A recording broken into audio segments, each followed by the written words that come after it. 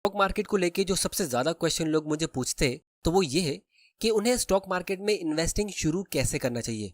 और ये क्वेश्चन जितना सिंपल है उतना ही ज्यादा कॉम्प्लिकेटेड भी, क्योंकि हर एक इंसान का लेवल अलग अलग होता है। हमारे अंदर बहुत सारे इमोशंस होते हैं और हम सबको पता है कि ज्यादातर लोग स्टॉक मार्केट से पैसा लूज करते हैं। लेकिन फिर भी हम कभी कभी ऐसी स्टोरी सुनते हैं कि अगर आपने किसी कंपनी में जैसे विप्रो में 40 साल पहले सिर्फ 10,000 रुपए इन्वेस्ट किए होते तो आज आपके पास 1,000 करोड़ से भी ज्यादा पैसे होते। लेकिन दोस्तों सच ये है कि अगर आप इसी शेयर बाजार में गलत तरीके से इन्वेस्ट करोगे तो आप 10,000 करोड़ को भी 10,000 रुपए में कन्वर्ट कर सकते हो। तो इसीलिए आज मैं इसी क्वेश्चन का आंसर बहुत ही सिंपल लैंग्वेज में दूंगा कि आपका फर्स्ट स्टेप स्टॉक मार्केट का कैसा होना चाहिए। जैसे मैं अपने 10 साल के भाई से बात कर रहा हूँ जिसको स्टॉक मार्केट तो क्या फाइनेंस की ABCD भी पता नहीं है। तो बिना वक्त बर्बाद किए हम सबसे इंपॉर्टेंट क्वेश्चन से शुरू करते कि आपको कितने अमाउंट से शुरू करना चाहिए और कब। क्योंकि बहुत सारे लोग कहते हैं कि अभी तो हमारे पास ज्यादा पैसे नहीं है, तो क्या हमें वेट करना चाहिए जब तक हमारे पास लाखों रुपए जमा हो जाए, या अगर अभी करना चाहिए तो कहाँ। तो इसके लिए मैं आपको एक रियल लाइफ स्टोरी सुनाता हूँ जो मोहनीश पबराई और उनकी बेटी की है। तो एक बार मोहनीश पबराई जो यूएस के एक फेमस इन्वेस्टर, फंड मैनेजर और मल्टी मिलियनर है, तो वो रात को 2 बजे अपनी बेटी को एयरपोर्ट से पिकअप करने गए थे। अब उनकी बेटी रिसेंटली 18 साल की हुई थी और उसने अपनी पहली इंटर्नशिप कंप्लीट की थी जहां से उसे $5,000 की इनकम मिली थी। अब ये $5,000 यूएस के हिसाब से बहुत ही छोटा अमाउंट है। तो मोहनीश ने अपनी बेटी से कहा कि देखो अभी तुमने अपनी पहली इंटर्नशिप की है और तुमको इस $5,000 की इतनी जरूरत नहीं होगी, तो हम एक काम करते, मैं तुम्हारे लिए एक इन्वेस्टमेंट अकाउंट ओपन कर लेता हूँ और इसको कोई अच्छे स्टॉक में इन्वेस्ट कर लेता हूँ। तो वो कहती है कि हाँ ये तो एक अच्छा आइडिया है। तो फिर मोहनीश उससे पूछते कि चलो मान लो मैं इस $5,000 को 15% के रेट से हर साल ग्रो करता हूँ, तो जब तुम रिटायर होगी 68 की एज में, तब ये अमाउंट कितना ग्रो हो चुका होगा। तो उनकी बेटी कहती है कि मुझे नहीं पता, शायद 50-60 हज़ार का हो जाए। अब क्योंकि वो रात के 2 बजे का टाइम था तो वो नींद में थी और इतना ध्यान नहीं दे रही थी। तो मोहनीश पबराई ने कहा कि देखो इसको आसान तरीके से कैलकुलेट करने का एक सिंपल सा फॉर्मूला है जिसे हम कहते हैं रूल ऑफ 72। तो अगर आपको ये कैलकुलेट करना है कि आपका पैसा 15% के रेट से कितने साल में डबल होगा, तो आपको 72 डिवाइड बाय 15 करना है। क्योंकि 72 एक मैजिकल नंबर है जिसको आप किसी भी परसेंट से डिवाइड करोगे तो आपको ये पता चलेगा कि उस परसेंट रिटर्न से आपका पैसा कितने साल में डबल होगा। जैसे 72 डिवाइड बाय 15 करने से अप्रॉक्स 5 का आंसर आता है, मतलब 15% के रेट से 5 साल में आपका पैसा डबल हो रहा है। तो जब वो 18 से 23 साल की होगी तो उसके 5,000 का इन्वेस्टमेंट डबल होकर $10,000 का हो जाएगा। और फिर जब वो 28 साल की होगी तो उसका वो अमाउंट डबल होकर $20,000 का हो जाएगा। और फिर 33 साल की एज तक डबल होके 40,000 का हो जाएगा। तो यहाँ तक सुनने में उनकी बेटी को थोड़ा बहुत इंटरेस्ट आ रहा था, लेकिन वो थोड़ी नींद में थी। फिर बाद में मोहनीश ने कहा कि अगर वो 18 से लेके 68 की एज तक इन्वेस्ट करती है तो ये टोटल 50 साल का पीरियड होता है। और अगर आपका पैसा हर 5 साल में डबल हो रहा है तो वो टोटल 50 साल में 10 बार डबल होगा, जिसका मतलब ये है कि उसका $5,000 का छोटा सा इन्वेस्टमेंट $5 मिलियन का हो जाएगा। और तब उनकी बेटी की नींद उड़ जाती है कि ऐसा कैसे हो सकता है, ये 5,000 का छोटा सा इन्वेस्टमेंट जो मैंने एक छोटी सी इंटर्नशिप करके कमाया है, वो अकेला मुझे रिटायरमेंट पे मिलियनर कैसे बना सकता है। तो दोस्तों यहाँ पे आप देख सकते हो 5 साल में अगर आपका पैसा डबल हो रहा है तो इसका मतलब 5,000 से 10,000, फिर 20, 40, 80, फिर 1,60,000, 3,20,000, 6,40,000, फिर 12 लाख, 25 लाख और फाइनली 51 लाख या फिर 5.1 मिलियन US डॉलर्स। तो $5,000 इंडिया के हिसाब से लगभग 4 लाख रुपए होते और 5 मिलियन US डॉलर्स 40 करोड़ रुपयों के बराबर होते।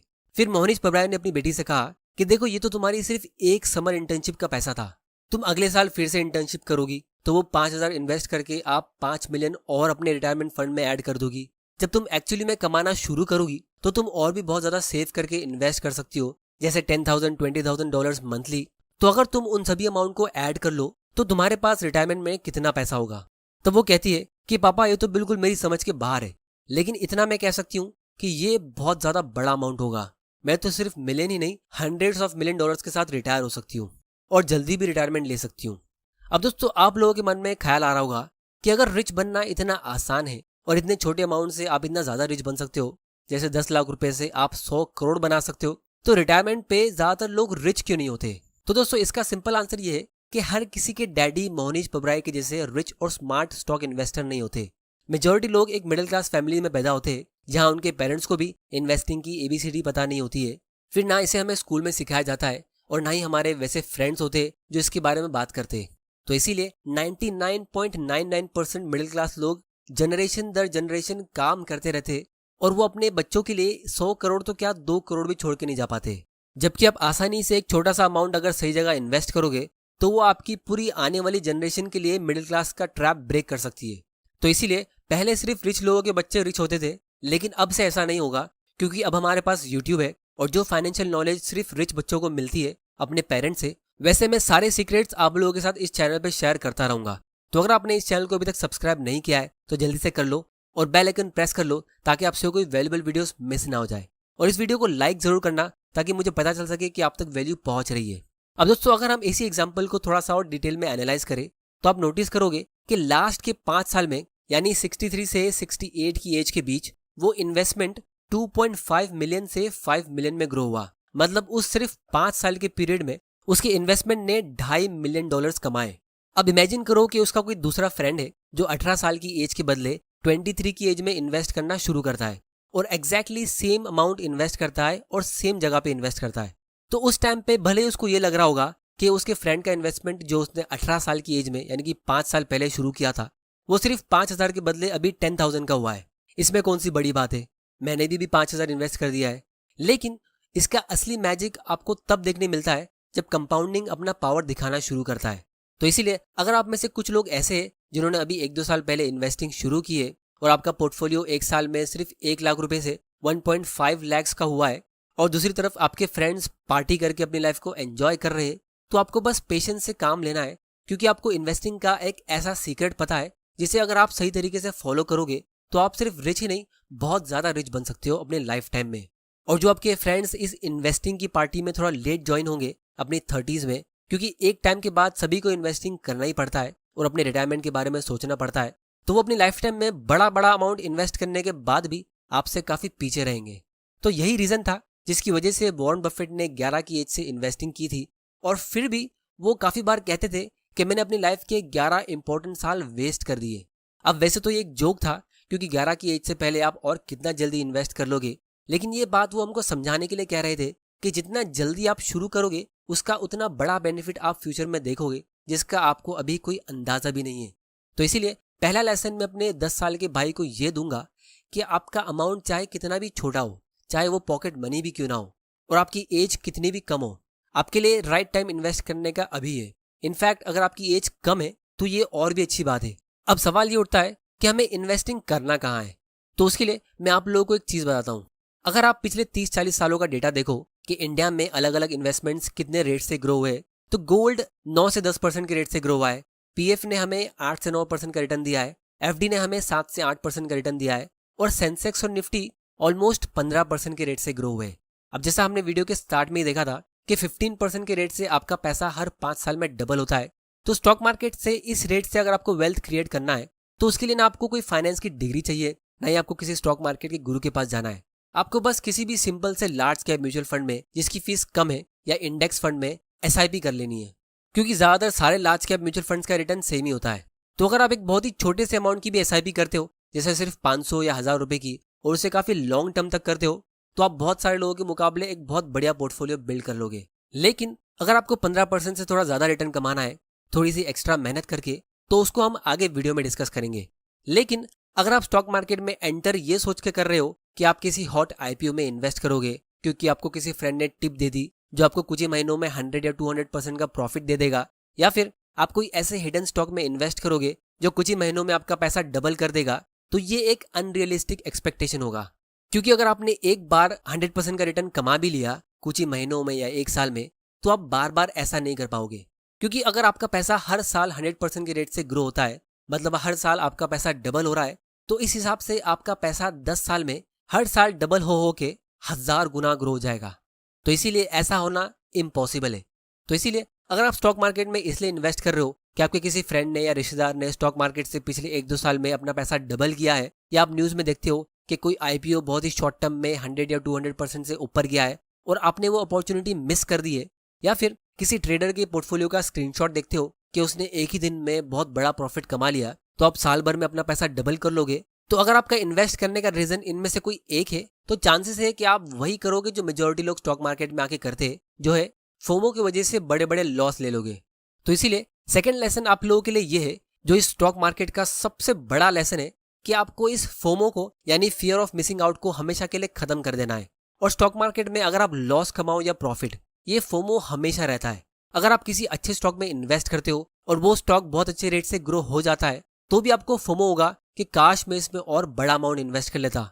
तो इसीलिए इसका सिंपल सोल्यूशन ये है कि जब आप स्टॉक मार्केट में एंटर करते हो तो ये सोच के एंटर मत करो कि मैं आज की आज ही पैसा कमाऊंगा। आप ये सोच के एंटर करो कि मैं अभी एक स्टूडेंट हूं और मैं इस मार्केट को समझने की कोशिश कर रहा हूं। तो आपको हमेशा एक अच्छे स्टूडेंट की तरह रहना है, और एक अच्छा स्टूडेंट हमेशा चीजों को ध्यान से ऑब्जर्व करता है और हर चीजों को क्वेश्चन करता है कि ये ऐसा क्यों हो रहा है।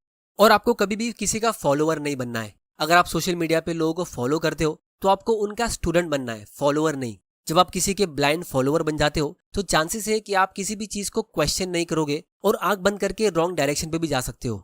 तो इसीलिए आपको मेरा भी फॉलोअर नहीं बनना है। इस चैनल के आप एक अच्छे स्टूडेंट बनो और चीजों को समझने की कोशिश करो, ना कि बस ऑर्डर लेने की कोशिश करो।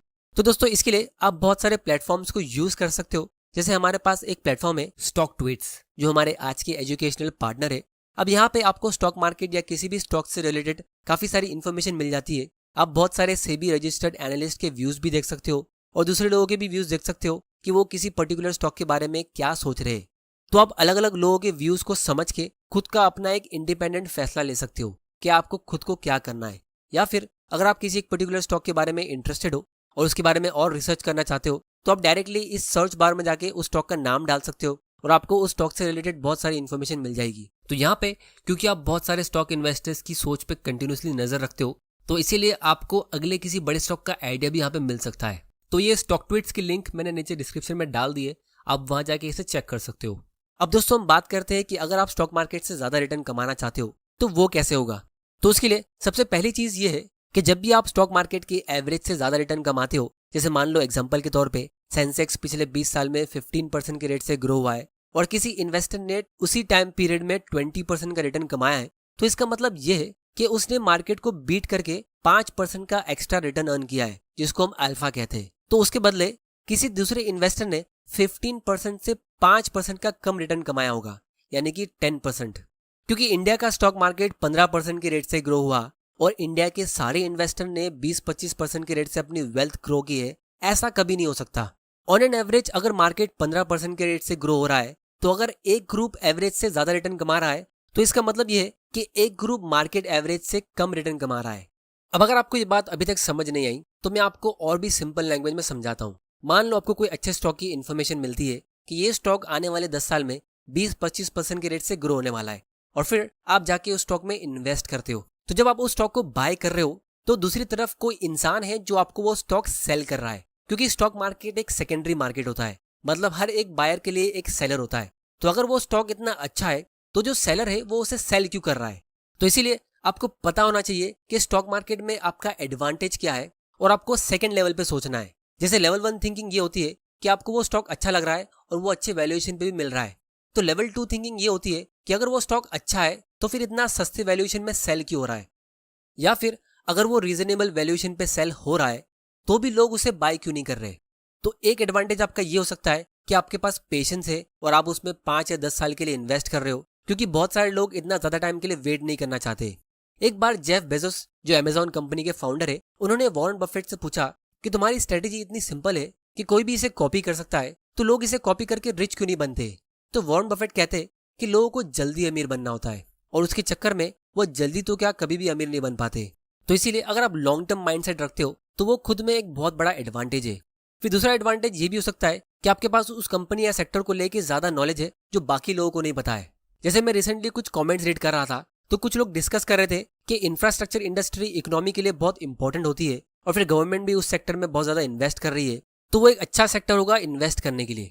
क्योंकि जब भी गवर्नमेंट का फिस्कल बजट निकलता है तो लोग रियल एस्टेट, ट्रांसपोर्ट और इंफ्रा जैसे सेक्टर्स में इन्वेस्ट करने जाते हैं, क्योंकि गवर्नमेंट उसके लिए हजारों करोड़ों का बजट अनाउंस करती है इन सेक्टर्स को ग्रो करने के लिए। और फिर बहुत सारे फिन इन्फ्लुएंसर्स आपको इंस्टा पे और यूट्यूब शॉर्ट्स पे मिल जाएंगे जो रील्स बनाएंगे कि 5 best sectors to invest after budget, या इन 3 सेक्टर्स में अगले 5 साल में बहुत बड़ी ग्रोथ हो सकती है क्योंकि गवर्नमेंट ने इनमें बहुत सारा अमाउंट इन्वेस्ट किया है। लेकिन सच ये है कि ऐसे सेक्टर्स में गवर्नमेंट इसीलिए इन्वेस्ट करती है क्योंकि वो ज्यादातर लॉस मेकिंग सेक्टर्स होते हैं, तो उसमें कोई भी स्मार्ट इन्वेस्टर्स या एंटरप्रेन्योर्स एंटर ही नहीं करते।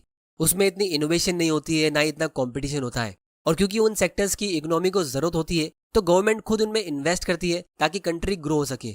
तो बहुत सारे PSU स्टॉक्स यानी कि ऐसे स्टॉक्स जिसमें मेजोरिटी शेयर होल्डर गवर्नमेंट की है, तो वो भी ऐसे ही होते हैं। उनसे लोगों को गवर्नमेंट जॉब्स मिलते हैं, लेकिन इन्वेस्टर के लिए शायद वो इतनी ज्यादा अच्छे इन्वेस्टमेंट ना हो। तो ये भी एक सेकंड लेवल थिंकिंग होती है कि आपको राइट सेक्टर और राइट स्टॉक कैसे चुनना है और खराब सेक्टर्स को कैसे अवॉइड करना है।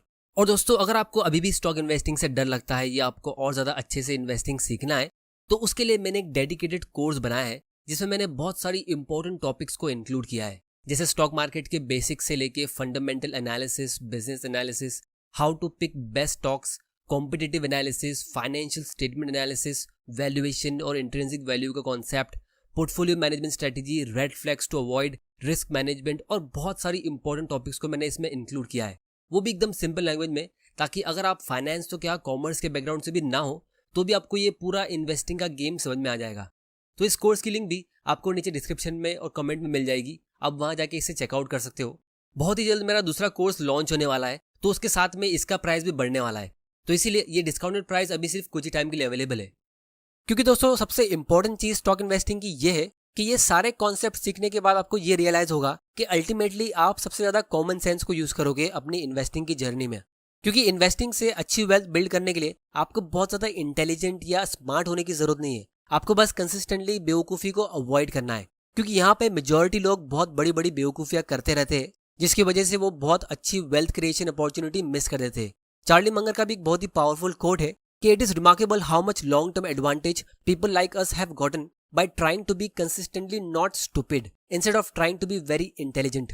और वॉरेन बफेट भी यही कहते हैं कि if people weren't so wrong we wouldn't be so rich. तो दोस्तों, आज की वीडियो में इतना ही। उम्मीद करता हूँ आपको इससे कुछ ना कुछ सीखने जरूर मिला होगा। तो चैनल को सब्सक्राइब जरूर कर लेना और बेल आइकन को प्रेस करना मत भूल जाना। और इस वीडियो को शेयर करो अपने फ्रेंड्स और फैमिली मेंबर के साथ जो स्टॉक इन्वेस्टिंग सीखना चाहते हैं या फाइनेंशियल फ्रीडम अचीव करना चाहते हैं। वीडियो पसंद आया तो इसे लाइक करो, नहीं पसंद आया तो डिसलाइक करो। आपका वैल्यूएबल टाइम देने के लिए thank you and good bye.